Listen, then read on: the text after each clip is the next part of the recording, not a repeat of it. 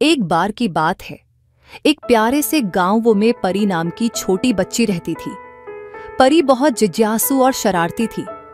उसे हर समय नई नई चीजें जानने की उत्सुकता रहती थी, लेकिन सबसे ज्यादा उसे अपनी दादी माँ की कहानियां सुनना पसंद था। परी की दादी माँ बहुत समझदार और प्यार करने वाली थी और हर रात उसे एक नई कहानी सुनाती थी।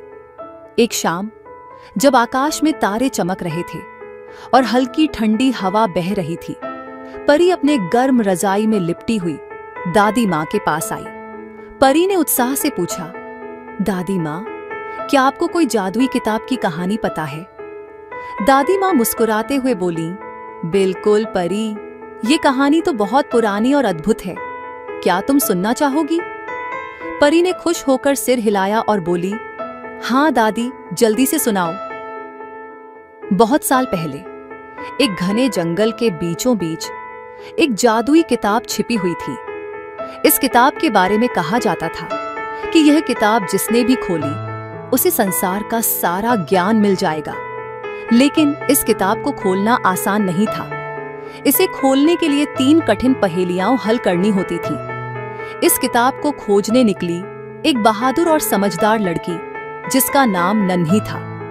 नन्ही एक छोटी सी लेकिन बुद्धिमान लड़की थी जिसे नई चीजें सीखने का बहुत शौक था। वह जानती थी कि अगर वह इस किताब को पा लेगी तो वह अपने गांव के लोगों की बहुत मदद कर सकती है। नन्ही ने अपनी यात्रा शुरू की। वह ऊंचे ऊंचे पेड़ों और गहरे पहाड़ों के बीच से होकर गुजरने लगी। रास्ते में उसे चमकते जुगनू दिखाई दिए जो उसकी राह रोशन कर रहे थे। पंछियों की मीठी आवाज और नदी का कलकल बहता पानी उसकी यात्रा को और भी सुहाना बना रहे थे। लेकिन नन्ही को एक बात याद थी, उसे किताब तक पहुंचने के लिए बुद्धि और हिम्मत की जरूरत पड़ेगी। आखिरकार कई दिनों की यात्रा के बाद नन्ही एक पुराने बड़े पेड़ के पास पहुंची। पेड़ के नीचे एक छोटी सी गुफा थी जहां जादुई किताब रखी हुई थी। लेकिन जैसे ही नन्ही ने किताब के पास जाने की कोशिश की, एक आवाज गूंजी, अगर तुम इस किताब को पाना चाहती हो तो 3 पहेलियों का सही जवाब देना होगा, आवाज ने कहा। नन्ही पीछे नहीं हटी। उसने हिम्मत दिखाई और बोली, मैं तैयार हूं। पहली पहेली, सूरज के बिना कौन चमकता है?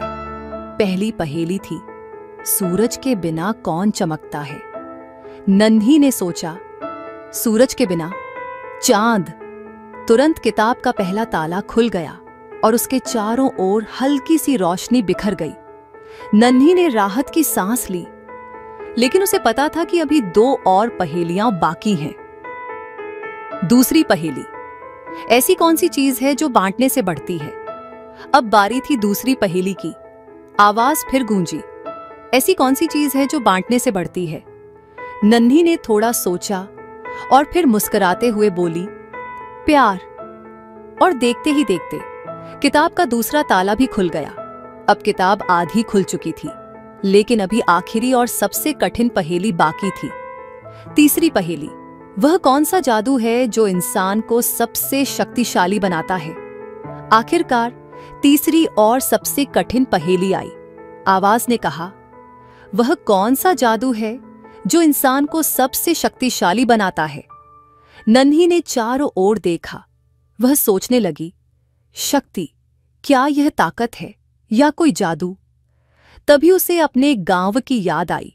उसने सोचा, सभी लोग कितने खुश रहते हैं जब वे नई चीजें सीखते हैं। शायद असली शक्ति ज्ञान है। नन्ही ने गहरी सांस ली और बोली, ज्ञान ही वह आदू है जो इंसान को सबसे शक्तिशाली बनाता है। यह सुनते ही किताब का आखिरी ताला भी खुल गया। किताब ने चमकदार रोशनी से उसे घेर लिया और उसके पन्नों पर लिखा ज्ञान नन्ही की आंखों में समाने लगा। अब वह हर विषय में निपुण थी, विज्ञान, गणित, कला और यहां तक कि जादू भी। नन्ही ने उस जादुई किताब से बहुत कुछ सीखा और जब वह अपने गांव वापस लौटी तो उसने सभी बच्चों और बड़ों को वह ज्ञान बांटने का वादा किया।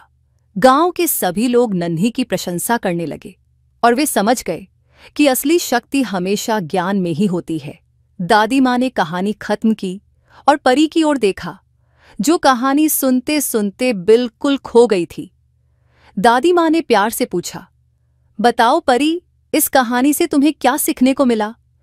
परी ने चहकते हुए कहा, ज्ञान सबसे बड़ा जादू है, हमें हमेशा नई चीजें सीखने की कोशिश करनी चाहिए। दादी ने मुस्कुराते हुए उसके सिर पर प्यार से हाथ फेरा और कहा, बिल्कुल सही, और अब तुम्हें सोने की कोशिश करनी चाहिए ताकि कल तुम और भी नई बातें सीख सको। परी मुस्कुराई, अपनी आंखें बंद कीं और जादुई किताब की सोचते हुए मीठी नींद में खो गई।